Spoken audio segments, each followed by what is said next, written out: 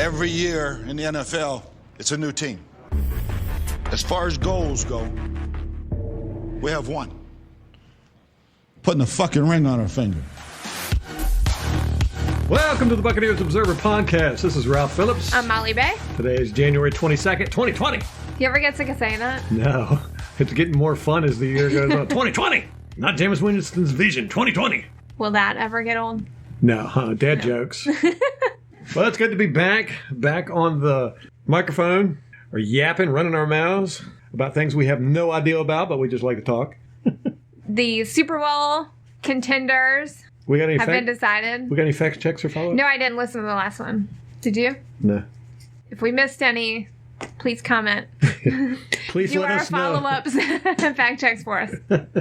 We should crowdsource the follow-ups and fact checks. Sometimes they do. Oh, That's you know true. what? We do have one. Rarely Even on YouTube. We had talked about Brinson Buckner, why John Gruden fired him, and apparently it was to hire Rob Marinelli. Oh, really? I didn't know that. That's per Rarely Even. So if he's wrong, Blame him. I blame him. Thank you for the information. Huh. Interesting. So, Marinelli from Dallas? I think so. That is interesting. I should have been paying more attention to that. Yeah, Marinelli was with us at the won the Super Bowl with Gruden. He was with us under Dungy. He's been with Dallas Cowboys since, about 2013? It's off the tip of my tongue there. Mm-hmm. Don't know. That's interesting. Okay. Good job. Early Even. Let's talk about the championship games real quick. Yeah. And then we'll get into the meat of this podcast. I'm so disappointed in the Tennessee Titans. But, Kansas City did the same thing to the Texans. They let the Texans get up, and then they just showed up, in the second quarter. Yeah, it's like Kansas City does the same thing the Buccaneers does. We spot people 17 points. Unfortunately, they're a little bit better at coming back and winning the games. But I feel like they do it intentionally, and it's kind of like a cat playing with its prey. They let it get away, and then they bat it with that big paw. I did not expect Kansas City to win like that, although I did pick Kansas City to win. Let's not forget that. The one you got right. I know. I had to pick against you both times because I'm behind you by, 8 points, 16 points? So. And then Green Bay just got embarrassed like they did the first time they played San Francisco. Yeah, I kind of expected that. I don't know. You make it that far in the playoffs, you'd think they'd be better. You would think, but I don't even know how Green Bay made it to the playoffs, to be honest with you. They must have had an easy schedule or something, because, they were 13-3. Right. Couldn't be that easy. Yeah. Like the worst 13-3 team to make it to the playoffs in quite a while, if you ask me. I mean, really, all they got is Aaron Rodgers. Right. And San Francisco shut him down. They were on him like white on rice in a snowstorm. No, they were in San Francisco. Yeah. So at least San Francisco didn't have to go play at Lambeau. In the cold. So it's going to be a Chiefs 49ers Super Bowl. Yeah, that's good. That's good. I wanted to see Tennessee 49ers just because, it was the two underdogs and blah, blah, blah, and a little bit of smash mouth football between the two of them. But no, I think it's going to be great because you're looking at a powerhouse team against a high-scoring offense. Yeah, that offense is just ridiculous. Yeah, being able to put up 51 points in a playoff game. Are the 49ers going to be able to get to Mahomes? That Bosa, he's a real deal, man.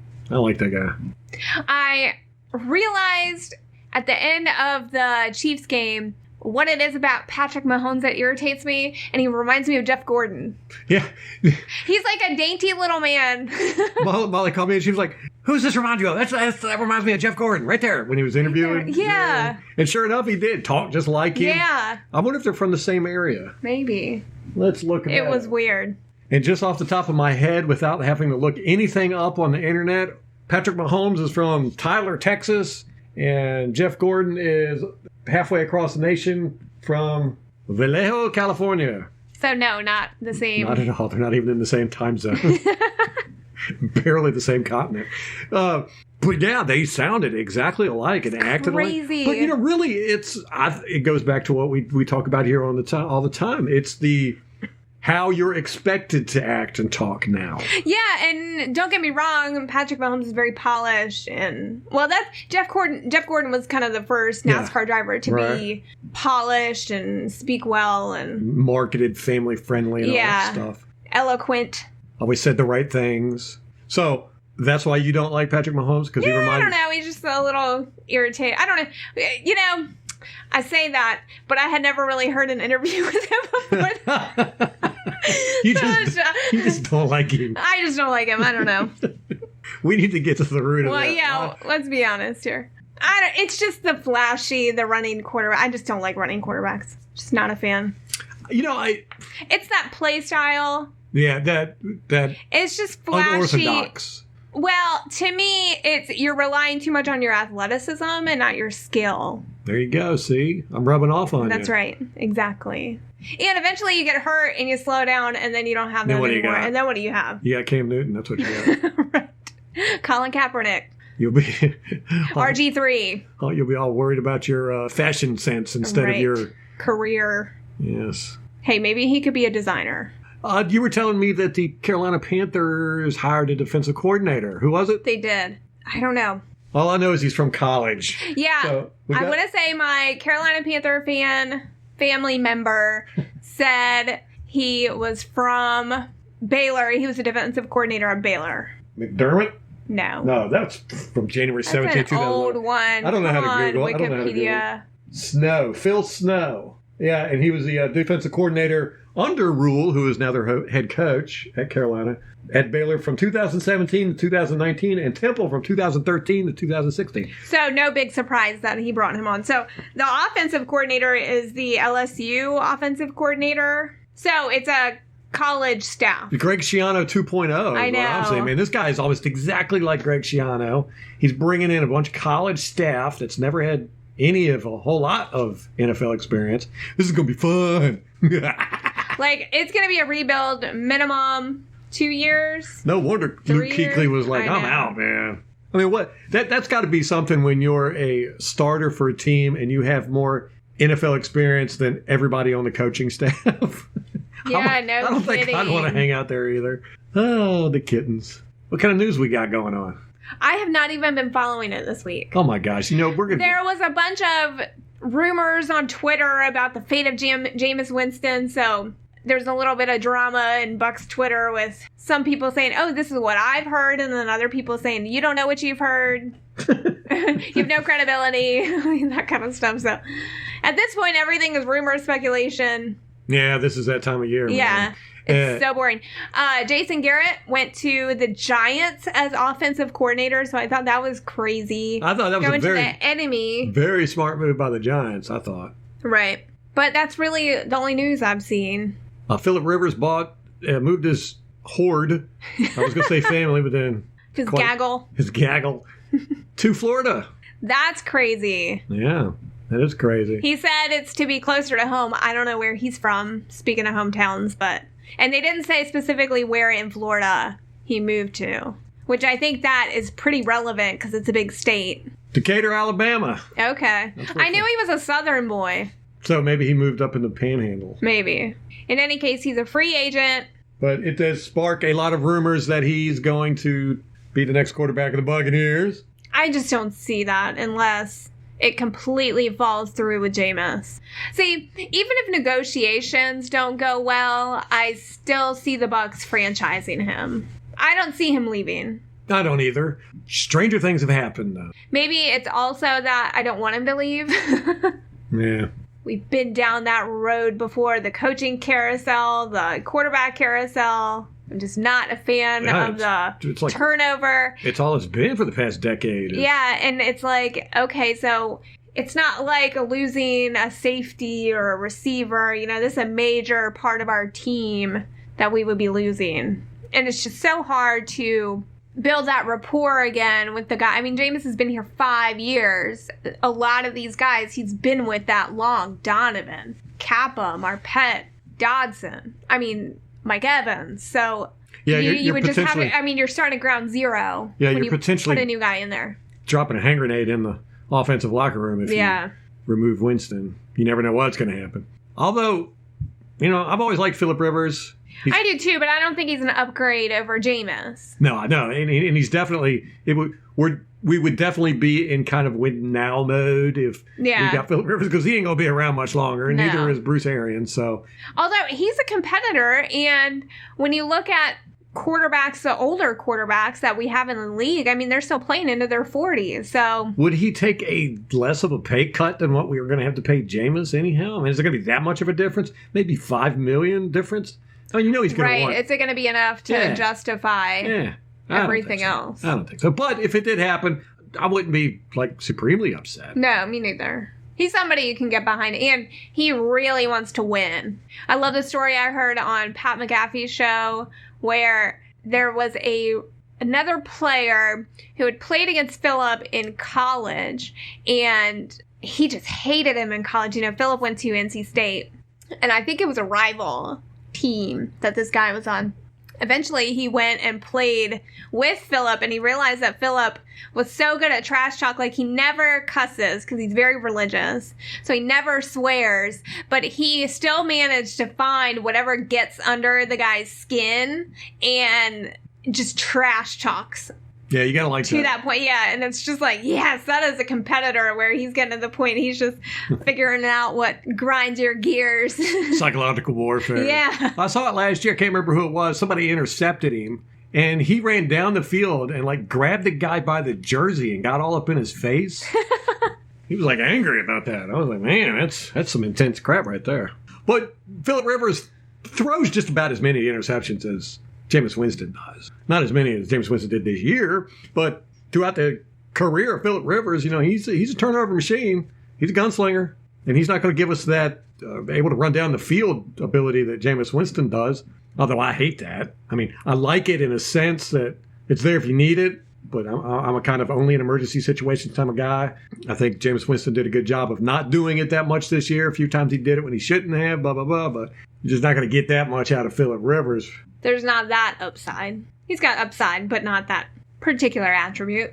So let's get to the meat of this podcast, which is Jameis Winston's interceptions. Are you hungry? Because you said meat twice in this episode. Actually, I'm so full. We just had Chick-fil-A. And I'm like, ugh. Ralph has been laboring so hard over this Jameis Winston interception video. It's been a week. I know. Of working on it. We said it was going to be up last Friday, right? Almost a week ago. Ralph forgot to turn the microphone on at one point. You didn't have to say that. Yeah, I'm doing this whole video. 2 hours of audio. He spent recording audio. And then, oops, microphone wasn't on. That was a pain. But it's just been a case of, I did it. I was just going to whip it out, put it out there, and not do a whole lot with it. But I just started seeing so much in it, and there was so much I wanted to add to it. At one point, it was like an hour and a half long. Oh, my gosh. And I had to edit it down. This will be my 5th edit, I think. And I'm trying to get it down. I want to start having videos that are, around 10, 15 minutes, because that's what people like. That's kind of the sweet spot. Yeah, on YouTube, people watch it. I'm guilty of that. If I'm scrolling, I see something I'm interested in, first thing I do is I look and see how long it is. If it's over 10 minutes, I usually go, and scroll on. But I want to start making 10-minute videos, but I couldn't with this one, man. You're talking about 30 interceptions. There was a lot to go through. And I just had to keep cutting things down. Then I was adding stuff, and then I was cutting things down. And it just turned into, I would say, a labor of love, but I haven't really loved laboring on this too much. I watched it last night, and it's truly one of your best. I really like this one. Thank you. I learned a lot, and you brought up some really good points, and that's what I want to talk about today. Not necessarily the analysis of the interceptions. Yeah, we could do all that because this is going to come out at the same time as the video. So this is. But the most important thing that I want to talk about are your conclusions from the analysis. Yeah, it kind of surprised me too, because if anybody remembers, at the end of the season, the last game of the season, I said Jameis Winston's interceptions were our biggest issues on this team. And how do you feel now? I feel like they are a big issue, but they're not as big as I thought they were. It really actually kind of blew my mind going through all this. So he had 30 interceptions, and I broke it down into 5 categories. This is like a companion podcast to the video. I broke it down into 5 categories. The categories were bad decisions, and that's where Jameis just threw a ball when he shouldn't have into an area that he should not have. So that includes even when the defender maybe made a good play on the ball, but still Jameis shouldn't have thrown the ball to begin with because that defender was there or he was in position to make a play. So sometimes it's the defender did make a good play, but it's also on Jameis. You got to identify that and not throw that ball. Yes, I didn't do a category for good defensive plays, or although there are some. Yes, and all of these things are subjective. Some of them are obvious issues, but they're all subjective, and you can move things around into different categories and whatnot. You could even add an extra category. I don't know, but these are the things I came up with, and I just wanted to see what the majority issue was with his interception. So I had bad decisions and then bad passes, and that's where you just it's a duck. Yeah, the ball comes out bad. It you throw it over the receiver's head or something like that. Then I had miscommunication. That's where the receiver and the quarterback weren't on the same page for whatever reason. Then I had hits, which is when Jameis Winston got hit during his throwing motion. And then I had the receivers. When it was in the receiver's hands, or he could have caught it and they didn't, and it was an interception. So those were the 5 categories I had, and I went through every single interception, and I charted them out, laid them out, and it kind of surprised me at how Jameis Winston's bad decisions was the vast majority. It didn't start off that double way. Digits. Yeah, he had 14 is what I counted. 14 bad decisions. So almost half of all of his interceptions. Yes. And then he had, I think, 5 bad passes. Which really is not that many. No, considering he threw 14,000 passes. Yeah, so he had 5 bad passes. And that really wasn't a whole lot, but that's just interceptions. I mean, he had more than 5 bad passes all year, but there were the 5 passes where I could look at it and say, I think he was trying to hit that receiver, but he was a little bit off target on that one. There were only 4 miscommunications, and half of those were in the Tennessee game. And I think in the Tennessee game, it was Mike Evans was out in that one. It was the first time that Chris Godwin was number 1. Then we had Scotty Miller, and I'm not sure exactly how the setup was, but I remember there was some wide receiver mix rearrangements we had during that game. As far as getting hit when he threw the ball, there was only 4 of those. That surprised me. I thought it was more than that. And, of course, remember, these are just interceptions. These aren't a total throughout the season of all of his passes. He got hit plenty more than that. But yeah. These were just he got hit as he was throwing the ball that caused the interception 4 times. And then there was only 3 interceptions that were due to receivers. And 2 of those were OJ. Yeah, and 2 of them were OJ at the beginning of the year. And most of if you watch the video, I got a counter in the right-hand corner after every play. I'll add it to one of those 5 categories. And if you look, Molly pointed this out to me even. She even noticed it, that it wasn't until midway through the season, about midway through the season, all the categories were almost even. You'd have 4 bad passes, 3 miscommunications, stuff like that. And the miscommunications and the receivers were the 2 ones that kind of were racked up pretty quickly in the video. So in the season, and then they stopped. Yeah. Towards the end of the year, it was basically all Winston. Bad passes, bad decisions, and getting hit. Well, the getting hit wasn't even that bad. Yeah, I mean, that was only 4 times. So primarily, it was the bad decisions and the bad passes. Yeah, out of his last 12 interceptions, 8 of them were bad decisions. So I found that very, very interesting. But the most craziest thing that I saw in this that really blew my mind, not a single interception while outside the pocket. Every single pass he threw was in the pocket. So you need to stop giving him a hard time about scrambling like that. Because I know it drives you crazy. But and then his completion, isn't his completion rating or his quarterback rating outside the pocket last season was just outrageous. Yeah, last season it was outrageous. It was so he was the best in the league at that. Yeah, it just totally shocked me. And statistically, he should have quite a few outside the pocket. As much as he runs. Yeah, because you figure he's got about a 4% interception rate, which means he throws an interception. For every 100 passes, that's 4 interceptions. So that means 1 interception every 25 passes, approximately. We know he threw it outside the pocket more than 25 times, so he should have at least 1. He probably threw it outside the pocket, close to 100 times. Right. With no interceptions? Come on. So that was quite amazing. But then, when I was like, okay, as I'm watching this, I'm like, okay, this is a real issue. His decision-making is a real issue. I talk about it in the game reviews, how he just doesn't read the field very well. And to me, that's bad decision-making there when you can't see the field. And I figure, well, maybe that's what this is. But we also got to remember this guy threw a lot of passes this year. He had 33 touchdowns, 30 interceptions. So I was like, how much of these interceptions are actually affecting the game? I mean, how many of these interceptions cost us games? We lost 9 9 games this year. How many of those were on Jameis Winston because of his interceptions? Well, I found 3 that you could definitely point to and say, because of those interceptions, we definitely lost those games. And that was Tennessee, Texans, Atlanta? and Atlanta, the last game of the season. No, his interceptions on those plays, that was the last offensive play for the Buccaneers. They were interceptions. They led to the other team winning. And those were games where we could come back. We were down 3, 4 points or tied. So we were marching down the field to either win the game or tie the game, and Jameis Winston threw an interception, giving the other team victory. There was 3 of those. But of those 3 games, we can't say for certain. I mean, we can say for certain that those interceptions cost us the game, but we can't say that we would have won the game without those interceptions. Because, and this is another crazy thing I saw in all this, when Jameis Winston threw 0 interceptions during a game, which he did that 4 times last year, threw no interceptions, we won half those games, lost half. So it made no difference. It made no difference. So when he threw 1 interception, there was 3 games where he threw 1 interception, I think. Wait a minute. So when we threw 1 interception, it was against the Giants, Rams, and the Lions. I like calling them lambs and stuff. The Lambs. Let's go with that. That's a good one. We lost 2 of those out of 3. 2 out of 3. No, we won 2. Lions and Rams. The Giants we lost. Okay, yeah, so we won 2 1, out 2. of 3. Right, so we lost. So even when Winston doesn't throw a whole lot of interceptions, we've got about a 50% chance of winning. When he throws 1 interception or less, that was 7 games.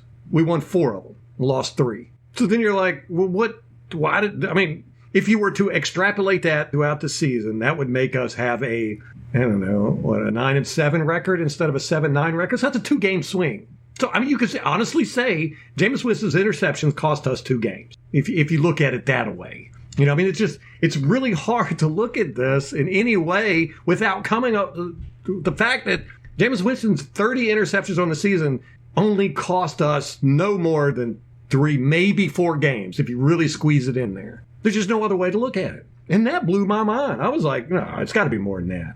So a little less than half. So that's a big issue. You know, and you could still go with the fact that it's the biggest issue for us losing games, but it's not going to get us in the playoffs. If we would have won 3 more games, we would have won 10-6, and we probably still would have not made the playoffs because Minnesota's 10-6, and all the tiebreakers and stuff.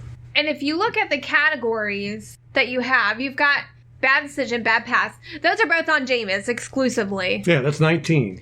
But if you take the miscommunication, the hits, and the receivers, those are problems with other people. Like, those aren't strictly Jameis's fault. The miscommunication, you could split it half and half and say, because you don't know who had the issue with the communication problem. Right. Like, Jameis would need to work with his receivers to remedy those issues. The hits, probably not his fault. No. There could be a case where he kind of scrambled and then got hit. None of those. None of those. None of those. Yes. Okay. So the hits, not his fault. The receivers, not his fault. So right there, that's 11 interceptions right there that the responsibility was shared with other people. So you get Jameis working with the guys around him to clean those up.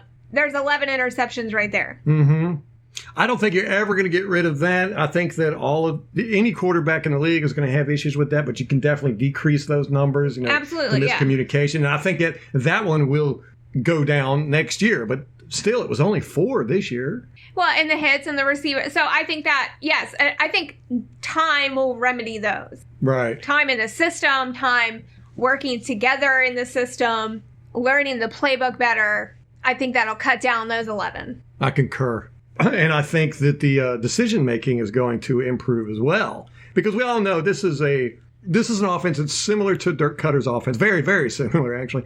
And it requires a lot of downfield throws and a lot of taking risks. You know, you got to throw into tight coverage. They're timing routes. Yeah, a lot of timing routes. So Jameis is going to adjust, and I'm sure it's going to decrease some of his bad decisions. But he's always had bad decisions. With Cutter, he made bad decisions. In college, he made bad decisions.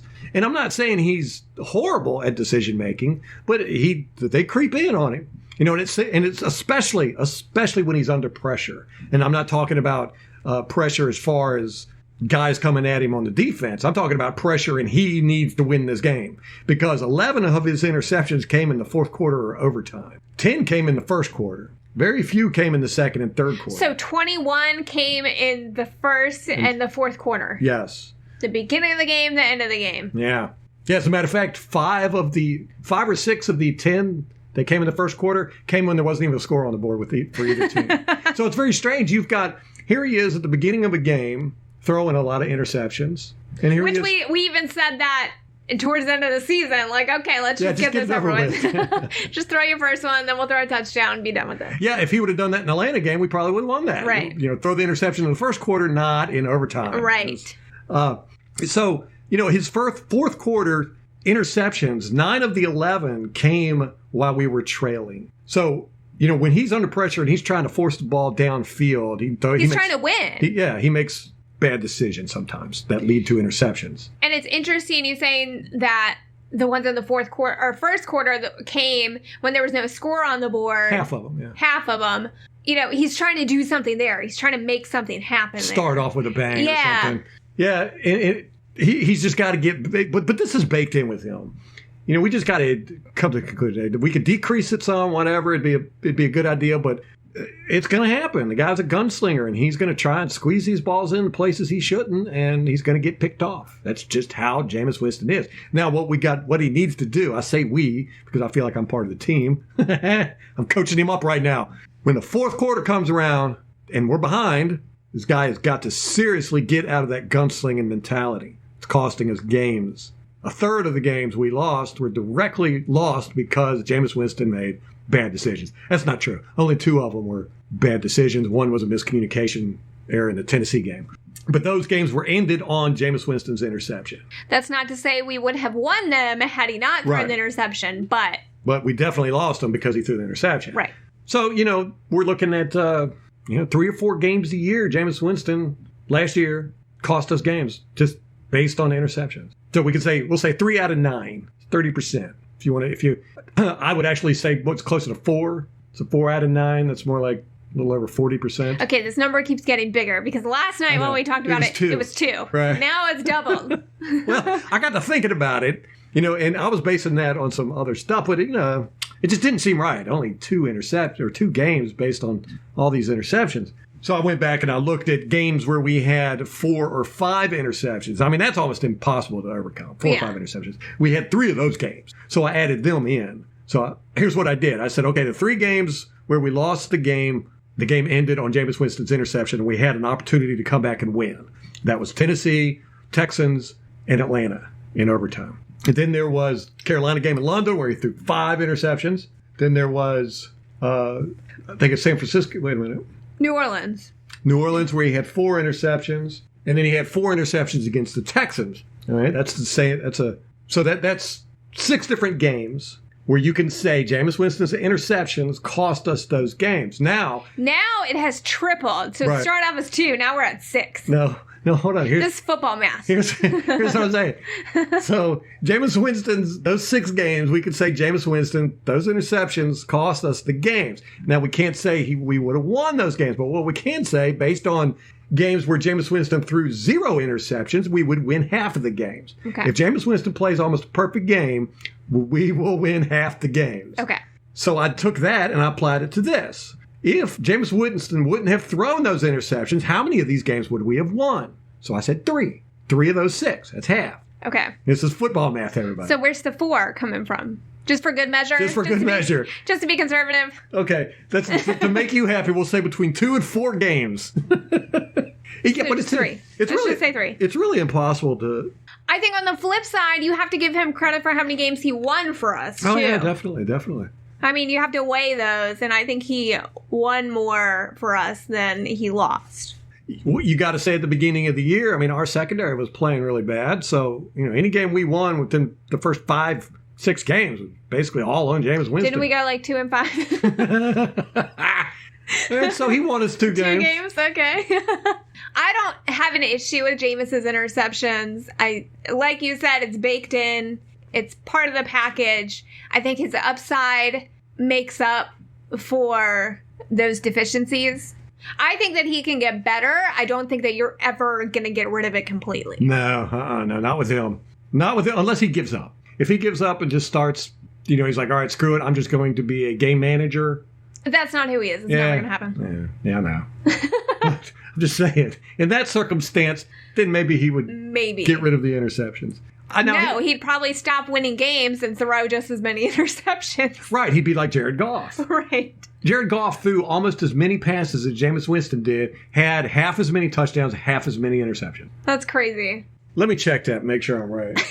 So yeah, looking it up, Jameis Winston threw 626 pass attempts. Jared Goff threw 626 pass attempts. Jameis Winston had 33 touchdowns. Jared Goff had 22 touchdowns. Jameis Winston had 30 interceptions. Jared Goff had 16 interceptions. So they were much more game managers than Jameis Winston. Jameis Winston just slings the ball. He likes to rip it. He's just spin that ball down there. Let it rip.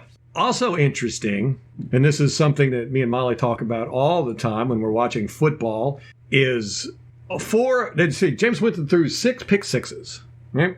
Only 1 pick six was thrown on the opponent's side of the field. The other 5 were thrown on the Buccaneers side of the field.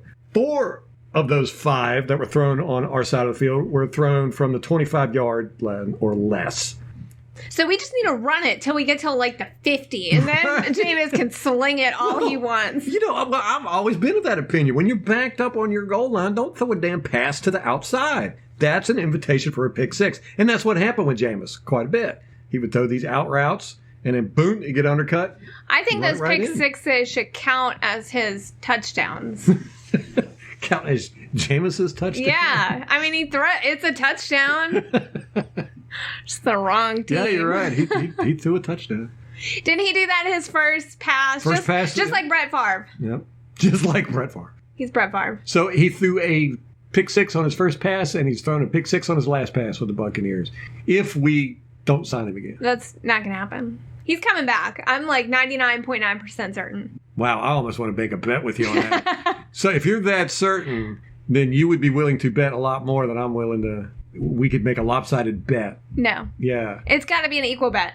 Well, if you're 99% certain, come on. All right. So, yes, and I kind of brought that up in the video jokingly that what we need to do is never be behind in the fourth quarter and always run the ball until we get up to about the 40-yard line on our side. You know, I mean, you can't do that, but that would get rid of most of the pick sixes and most of the interceptions. Okay. A good third of them, anyhow. Do you think a running game would help that? A running back, a good run game. Do you think that would help mitigate his interceptions? Yes, but not like as far as the ratio goes. You know, right now he's at about 4%. I'm not exactly sure of the exact number. Last time I looked, it was like 4.4% interception rate, which means he throws 4 interceptions per every 100 passes. I don't think that's ever really going to go down a whole lot. We might get it down to 3.5. Okay, I just did the math. It's 4.79%. That's a lot. That's almost 5%. Yeah. It's almost 5. That's almost an interception every 20 passes. Sounds about right. Right. Yeah. So. Well, that's this year. That's just this season, not overall. Well, overall, he's always had a higher. He's always up over 3%. So I mean, it's just baked in with him. Yeah.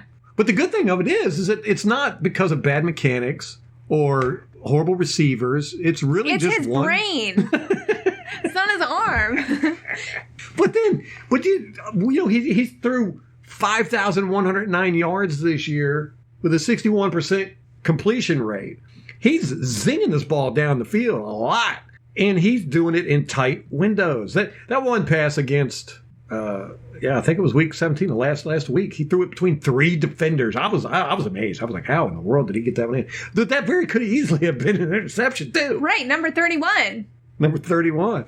So, that's what you're going to get. You're going to get a lot of spectacular plays, and then you're going to get a lot of boneheaded plays. That's just how it is. There's no changing this. We can reduce the amount, but it's all the bad decisions. And I don't mind him making these bad decisions in the first quarter, but it's the fourth quarter where you throwing boneheaded passes.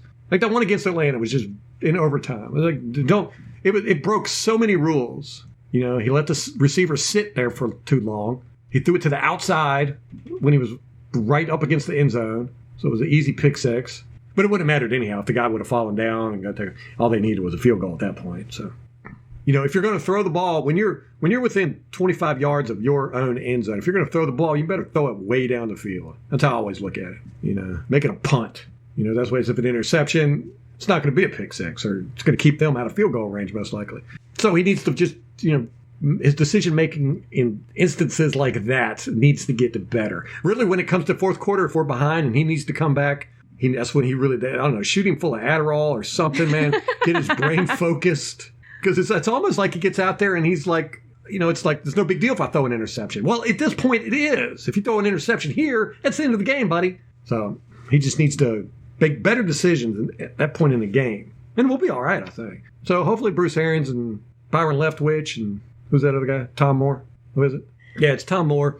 Maybe they can get in his head and help him with that decision-making process. I don't know. What do you think the chances are that he comes back? 1%. No. Right now, I'm thinking 70%. Not bad.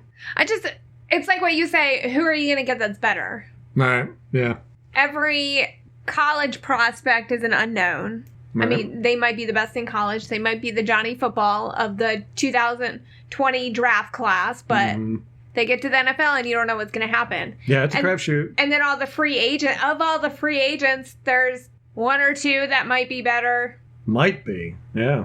Tom Brady is maybe the only one I would take over him, but even then I'm like, oh, I don't know. Is it Tom Brady or is it Bill Belichick? Do you really want to gamble on that question? Tom Brady couldn't play in this offense. Why? He's a short passing dude, man. He's like Drew Brees. Not a slinger. Yeah, I mean, you got to figure Jameis Winston is slinging this ball 40, 50 yards 20 times a game. I mean, I don't know if that's the exact numbers. I'm just saying. But, I mean, he throws that ball downfield a lot. He does not throw a lot of short passes. And the Drew Breeses and the Tom Brady's, that's their bread and butter, 5, 10-yard passes all day long. Every now and then they'll take a shot deep. But in this Air Coryell offense, you got to throw that ball deep. Okay, so Tom Brady is the only one I would take over him, but now that you say that... yeah, we'd have to change our whole philosophy of offense. And that's not going to happen. That's not going to happen either, yeah. As I'm saying, now, Phillip Rivers would do it. Phillip Rivers could fit in this system. Yeah, but is he better than Jameis? No. So, you've got the free agents. Of all the free agent prospects, none are fit for the system or as good as Jameis. Right. And then the draft class are all unknown. So... you keep Jameis. That's what I'm saying. Do you disagree? No, I agree with you. I mean, you play with the devil you know. It's better than the devil you don't know about. Exactly. Any means.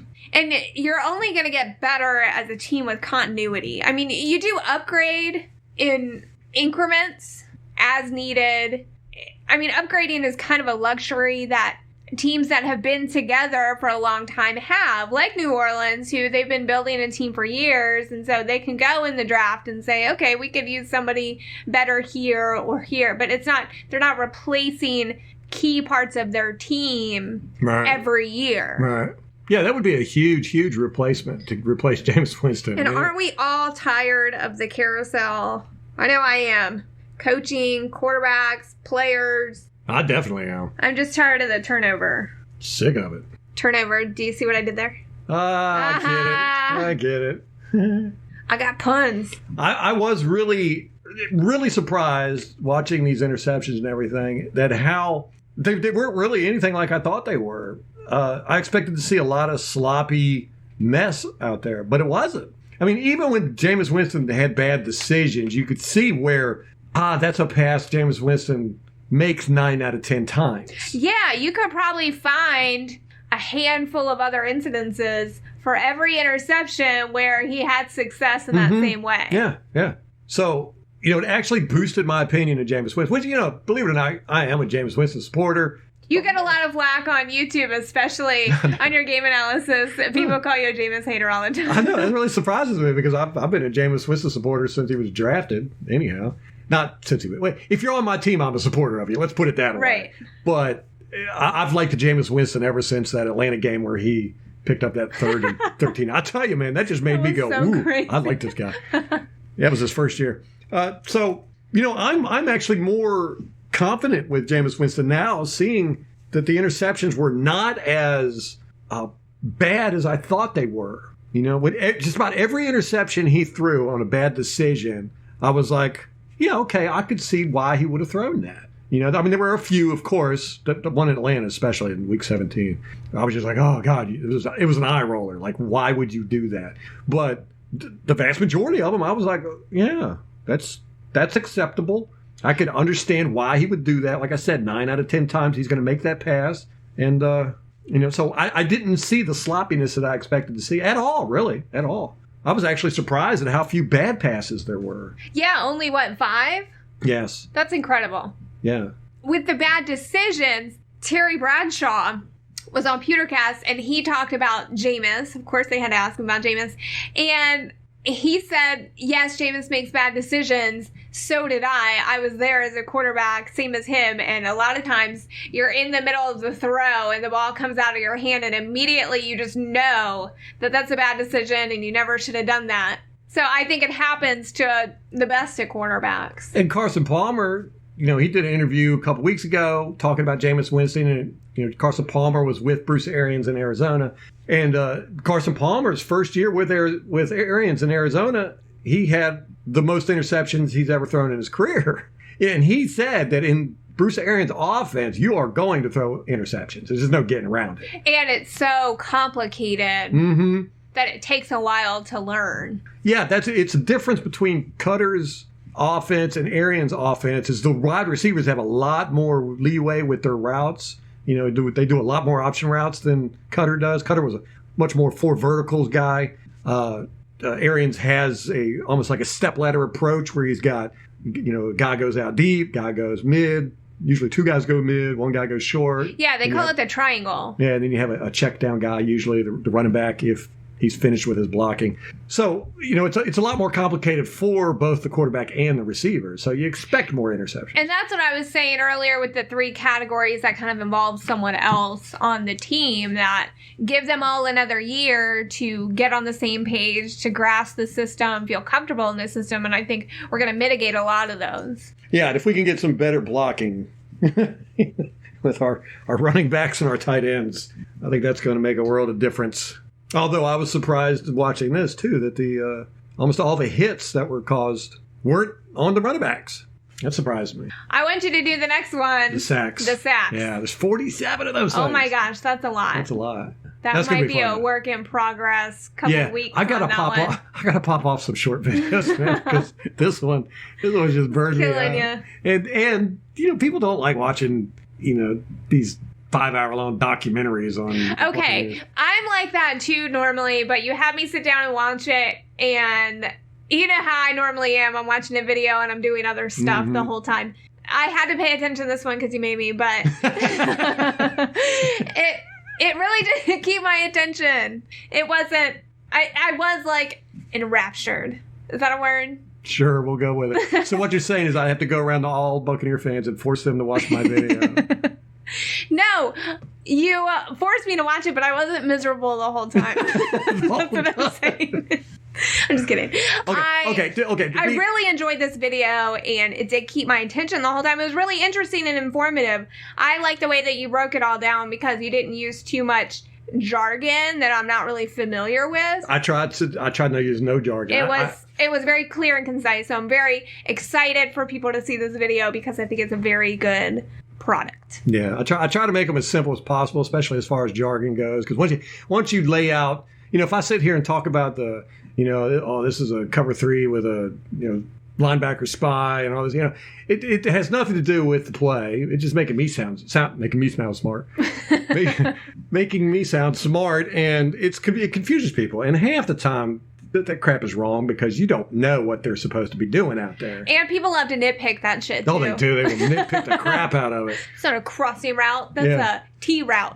I don't know. I'm just making that up. Yeah, so a couple of times I caught myself, talking about the routes that were being run. I'm like, I don't want to go into all that. So I would just basically draw a line and I go, here's the route that was run. I don't name it. So try to keep it as simple as possible so we don't get bogged down in those weeds. But to I don't even know what the word I'm looking for. To make it sound like I didn't force you to do this, watch it, I was looking for her critique. I wanted her to sit down and make sure all the spelling was right and if there was anything that was confusing or whatever. It was like Clockwork Orange, guys. I sat her down in a chair. I strapped her in a chair, stuck toothpicks in her eyes. No, I really did enjoy this video. Well, that's good. Glad. It didn't feel like 45 minutes. God, is it that long? Jesus. I tried to make it as short as possible, but that's as short as it could get. Unless I cut out all my analysis, which I'm not going to do because I got an ego. So.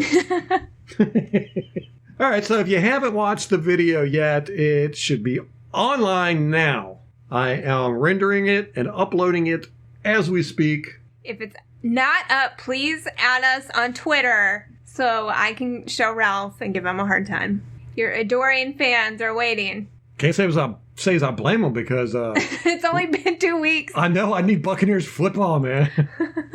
I think everyone else feels that way, too. Give them something. Yeah, they can hold on to this till 1 o'clock Sunday and watch it. Because we don't have any football this weekend. It sucks. Well, it's our first free weekend in forever. Since September? August, really? August. No, we'll say September. Did they have preseason games on Sundays? No, okay. They're like during the week. Yeah. So. See, it's been that long. You don't even know. I don't remember anything. Yeah, about time to go into hibernation mode. Until... I don't even know what to do with all my free time now. I'm like, I can have time for hobbies. It's weird. She's sitting over here painting. She's got her painting desk set up. She's been painting the past week. I got time for stuff now. It's weird. We spent a lot of time on football. Yeah. Well, there you go. That's why they call them fanatics. I knew what I was getting into. You married into this. I didn't keep it secret. I know. It was in our vows. All right. Well, go check out the video. Leave a comment. Let us know what you think. Again, if you have any ideas for videos you'd like to see during the off season, let me know because I've got a list accruing now. Had some suggestions to do option routes, explain them a little better, and give examples of them, which is going to be perfectly great because a lot of these miscommunications, especially in the Tennessee game, were option routes, and it'll be a perfect opportunity to break down and show just how they work. Some people wanted to do the sacks, so we're going to be doing that. If you have any ideas, please feel free to email us, tweet at us, comment on Facebook, and we have a running list going, so we can add to it. All right. Well, that's going to do it for us. Not going to promise anything right now because it seems like every time we do, we're late with it anyhow. So we'll just tell you when it's done. We keep saying that, but we always go, next week we're going to have this up, or in 2 days we're going to do this. Okay. So. Eventually. Yes. When are we going to pick back up to do 3 a week? We'll probably start next week. Okay. Sunday. I don't know. Likely story. We'll see. There's just so little news going on out there. I know. But we've got a couple of exposés we're going to be going over. CTE, we're going to do a whole podcast on that. We're doing a breakdown on Jameis Winston, pros and cons. Molly's going to take, what are you taking, pros? Pro. I'm taking cons. So that'll be an interesting podcast. So yeah, we'll see. Just keep an eye out on your podcast. It'll pop up eventually. Right now, we're not on a consistent 3-day schedule, but we'll get back on that soon. No promises as to when, though. Eventually. All right. Till next time. Go Bucs.